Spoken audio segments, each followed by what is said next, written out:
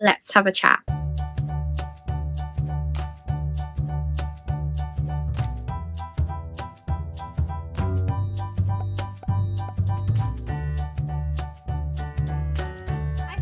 Welcome back to my channel, or if you're new here, my name is Lizzie and I'm a Disney plush collector from the UK. So happy Friday, I hope you've all had a great week so far. I am here with a fun little get to know me Q&A. I've gained quite a lot of subscribers over the Vlogmas Christmas period, and there might be people that actually don't know me very well, even though I would say I'm quite an open book because I literally share everything with you for the most part. But I asked for these questions back in December, so I popped them all on a little Trello card so that I could keep track of them, and we're going to answer them today. When I'm editing them, I might put them into certain categories, so my movements might cut up as I've edited different bits together, because there wasn't a way to organise these in any particular way, and I won't remember which ones I've done if I don't do it in the order that they're in my phone, basically. But these were all sent to me on Instagram. One was as a message in my broadcast channel, Lizzie and Disney's Besties. I'd highly recommend joining that if you follow me on Instagram. I do need to use it more, but I'm actually scared of bothering people by sending them a mass message. But most of them are on a question sticker on my stories. I did have to remove a few that were Christmas based because I knew that this was going to go up in January. I was originally planning on doing a Q&A for my YouTube anniversary in February, but I did that last year, so I've come up with a better idea this year. But I'm all cozy. I've got my Taylor Swift jumper on, I've got my Taylor Swift blanket, and I'm gonna cuddle my new Fuzzer Mallow Stitch. I got him from Smith's Toys just after Christmas. It cost £22, which is a lot for his size, but I don't mind. But like I said, I'm just going to take these questions one by one. I haven't kept who asked them because I often think it's best if questions remain anonymous. Obviously, it's a good thing that Instagram does show me because it means I'm less likely to get internet bullied or anything, but I then think people wouldn't ask me what they really want to ask me if they knew that I would just put you on blast and say who asked it. So I do keep them anonymous. I'm going to start with this one because it's a nice question. How is everyone and how's married life? So everyone's doing good. Married life doesn't seem terribly different to non-married life because obviously me and Joe moved in together 18 months before we got married, so we'd gotten used to living with each other, we'd got our routines down, and it just doesn't feel that different. The only thing that's different for me personally is that I'm going through a name change. So I've only done my passport so far. I still need to do my driving license, but it's just so much admin work, and I only bought one copy of my marriage license because they're quite expensive, so I can't do multiple applications at once. I can do one, wait for it to come back and move on to the next one. So it is a bit time consuming, but yeah, that's the only way married life is different to my normal life, to be honest. Now, this is a question that I got because I was doing it in December, even though I did say on my stories that it wouldn't be posted until January. Someone asked for my top 3 moments of the year. I did do my 2024 highlights, and if you didn't see that, I'll leave a card up above. But my top 3, I would have to cheat a little bit. I'd put my wedding and honeymoon as 1, seeing Taylor Swift for the first time, and going to Disneyland Paris and stopping in the Disneyland Hotel for my 30th birthday. So that's kind of like 5, but it's 3 to me. Is your house how you'd like it, or is there anything you'd like to do? And there's a very similar question that I got in my DMs that is, I know the cost of living crisis is getting insane, but is there anything about your house that you and Joe would eventually change, or would you see yourselves moving in the future? So I'll just address both of those together. For me, I don't want to move again. From the age of 13, I've moved 4 times, I think, and it's just kind of made me not be able to become attached to anywhere because I knew eventually we would move with my dad's job. So I did say to Joe when we were looking at houses, I needed to find somewhere that we'd be happy living for a long time, if not forever. And that is why we made the decision to buy a 3-bed instead of a 2-bed, which is now full.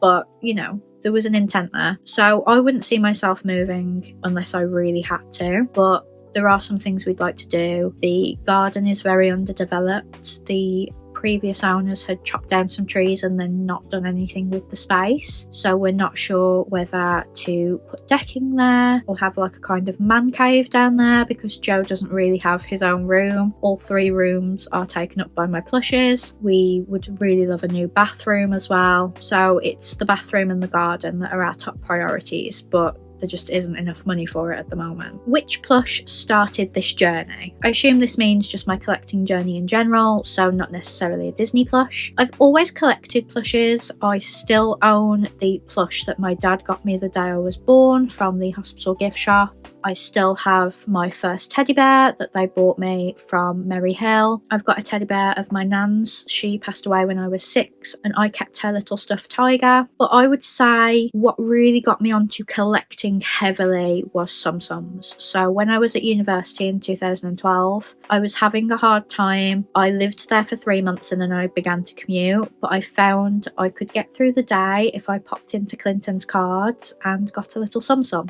They were just £3.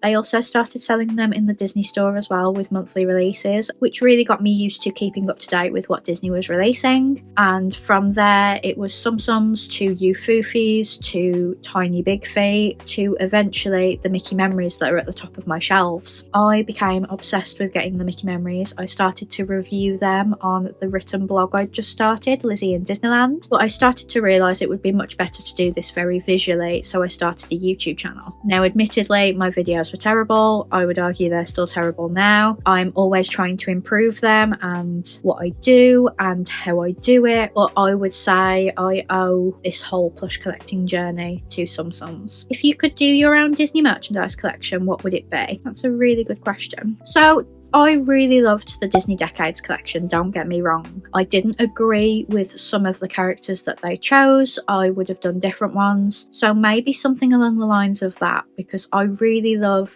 these kind of collections that pay homage to what's gone in the past and don't just constantly think about what's brand new and exciting. Because ultimately, a lot of Disney's fan base is adults, so cater to those adults that don't get any merch for their favourite films. My top 3 favourite films are Oliver and Company, The Aristocats and Robin Hood, and there's hardly any merchandise for them. But I also love The Hunchback of Notre Dame. I also love Hercules. I love those 90s movies that I grew up with because I was born in 1994. So I don't think I'd go down the route of a Mickey Memories or a Stitch Tack Snacks where they're the same plush every month. I think I would do something like the Decades plushes, and I would have a different film represented every month that is perhaps a little bit underrated. My husband absolutely loves The Emperor's New Groove. There's hardly anything for that. I was amazed that the Decades collection chose it, but there we go. So I think I would do something like that, a Decades collection where it's a different Disney movie for each decade, or even just a merchandise collection that focuses on the 90s. That would be fantastic. I don't know what it would be called if it wasn't called Decades. It would probably just be called Disney Forgot These Films Existed. I'd actually love them to do, you know, the Stitch Tack Snacks, the Stitch Crashes Disney with a different character. Like, can you imagine how cool it would be for me if there was a collection that was Sully dressed as different things? They always do it with Stitch, and I get it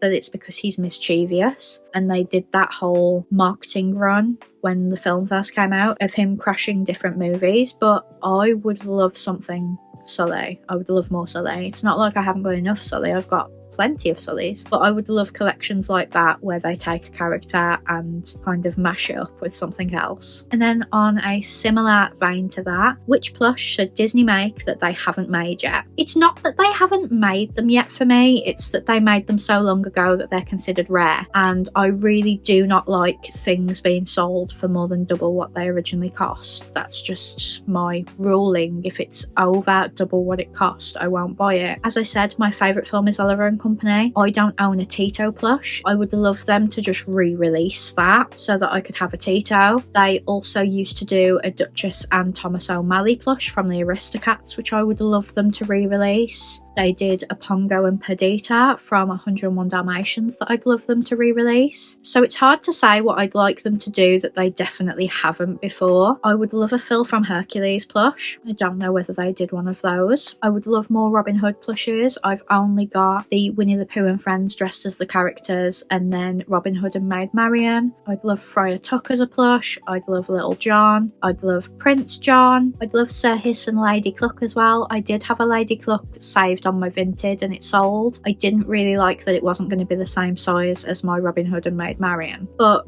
basically, I would love to see the plushes that I would have liked to have owned if I'd been alive at the time that my favourite films came out, because I recognise that 2 of them are from the 70s and 1 of them's from the late 80s, so I wasn't alive to own the merchandise of those films. And whenever they do release collections for my favourite films, it's always scrap.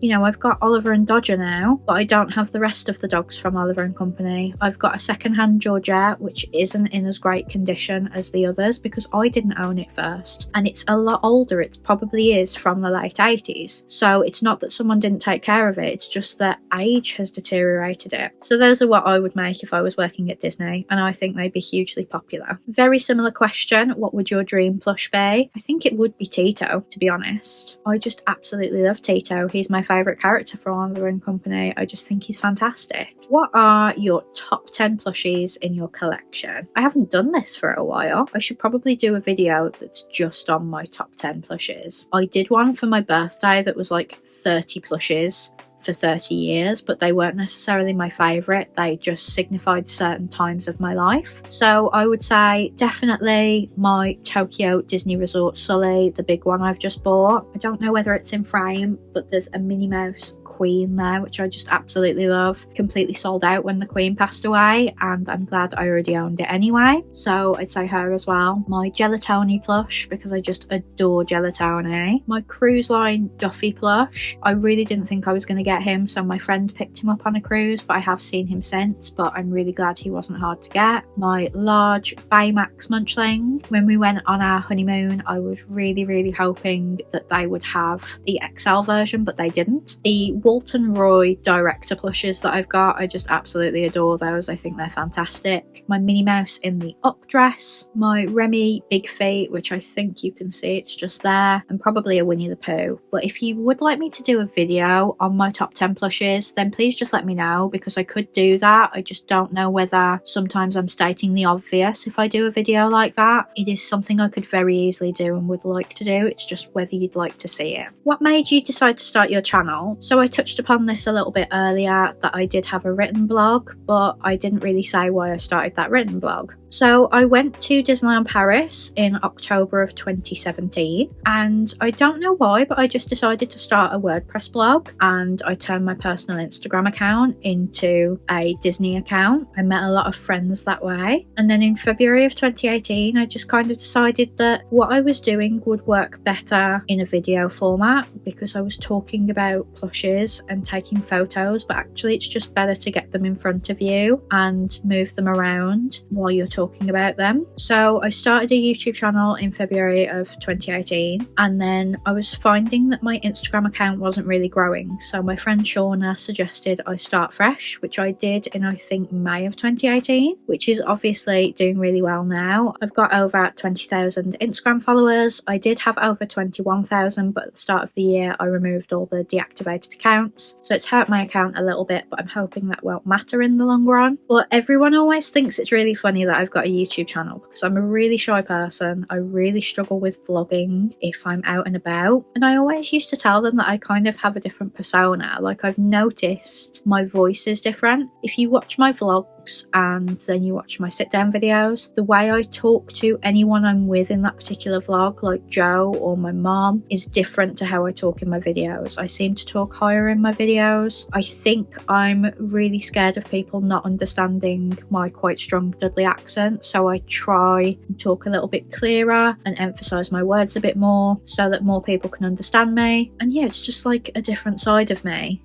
that you wouldn't actually know unless you'd found me online or I'd told you, because it's not obvious that I'm a content creator when you meet me. So that's why I decided to start my channel, and I'm so glad I did, and I'm so glad all of you are here. I did say in my New Year's vlog, and if you didn't watch that, I'll leave a card up above, that I'd like to hit 5,000 subscribers this year. I'm doing well, but it is going to be quite a tough number to hit, I think. Then I've got two very similar questions, which is, how do you get invites to Disney events, and how do you get gifted PR? Do you reach out to brands or do they get in touch with you? So it's been a little mixture of both. Obviously, if I buy something, I will always tag that brand in the unboxing, mainly so that people don't need to ask me where it's from, because I like to be as transparent as I can. But sometimes that has led to that brand then reaching out to me. For example, a few years ago, I got Primark randomly reach out of the blue and offer to send me a gifted Stitch box, which was amazing. It's the only time I've worked with Primark, but I had no idea how they found me. Yeah, I do tag Primark in my content, but I wouldn't imagine that they'd see it because millions of people are tagging Primark in their content. Similarly with Disney, I don't know how I managed to get on Disney's list. They do mix up who they invite each time, so just because I'm invited one time doesn't necessarily mean I'll be invited another time, so I don't know how that works. But I have reached out to brands in the past, and some brands even on their main Instagram page will have a form that you can fill in as their link to get in touch with them if you'd like to work with them, and off the back of that they might get in touch with you. Admittedly, I don't think any of those have ever led to anything, but sometimes I'm a bit more bold than others because I don't want to be cheeky. I've never wanted anyone to view me as being cheeky. It's probably been about 80% brands reaching out, 20% me reaching out, I would say. What are your dream brand collabs? So like I said, I've been lucky enough to work with Disney and Primark before. I would say my dream collaborations would be Squishmallows. I don't think that'll ever happen. I would also love to work with the Uddy because they do lots of Disney Uddies and I just love them. I'd also love to work with Disney Parks, but I know that will just never happen, unfortunately, but a girl can dream. And I'd love to work with Disney Books, their publishing branch, because I read so many of them. It would be great to work with them on something. Who are some of your favourite accounts, Disney or non-Disney? I don't actually watch that much YouTube, believe it or not, because with working full-time and running this channel, I get very little time to do anything else, and this year I've said I want to read 52 books. So when I'm not at work or doing YouTube stuff, I'm usually reading. So Disney accounts, I really love Blake's Pop Nook. I recently discovered him on TikTok and I follow him on YouTube and Instagram as well now. I just think he's fantastic. I love Mr. Cheesy Pop. I've met him twice. He's a really lovely, lovely guy. I really love Catherine Kay and her brand Catnip. I also love Adam Hatton and Gary C and Disney in Detail and her personal account Victoria in Detail as well. And non-Disney, I'd say my favourite is Catherine Manning. I watched all of her YouTube videos, but she's recently moved over to TikTok, so I watch all of her videos on there now. Have you been to all the Disney parks? No. So I've been to Disneyland Paris, I think about 22 times. We used to go quite a lot when I was a kid. We are looking at booking another trip this year. I've been to Disneyland 4 times and Walt Disney World 4 times, and I've been to Tokyo once. So that means I still have Shanghai and Hong Kong left to do, and full disclosure, top of my list is getting Hong Kong done, but nothing's booked. Similar question, do you have any Disney trips planned in 2025? So yes, I do have 2 Disney trips planned, one to Disneyland Paris and one somewhere else. Do you collect Disney ears? I've recently started to. They do kind of exacerbate my headaches, especially since I wear glasses, so they usually sit on my glasses, pushing my glasses into my head and hurt my head, so I only get a few that don't hurt. I certainly don't buy sequined ones because of my curly hair, but I've started to buy the plush ones, so if it's like plush characters I will buy those, and I've recently bought the DIY build your own headband as well. So I wouldn't say I collect them heavily, but I've got a few. Favourite characters / movies aside from the obvious ones, Sully / Monsters Inc, etc. And it's really funny that people always assume that Monsters Inc is my favourite just because of all the Sullys. I just really love Sully. Like I said, my 3 favourite films are Oliver and Company, Robin Hood and the Aristocats. I also really love Hercules. I love The Rescuers. Favourite individual characters, I love Pegasus, I love Pua. I would say those ones are obvious. I love Baymax, I love Rex and Wheezy from the Toy Story franchise, but I think people often forget what my favourite movies are because of how many Sullys I've got, but it's just easier to collect Sully than it is to collect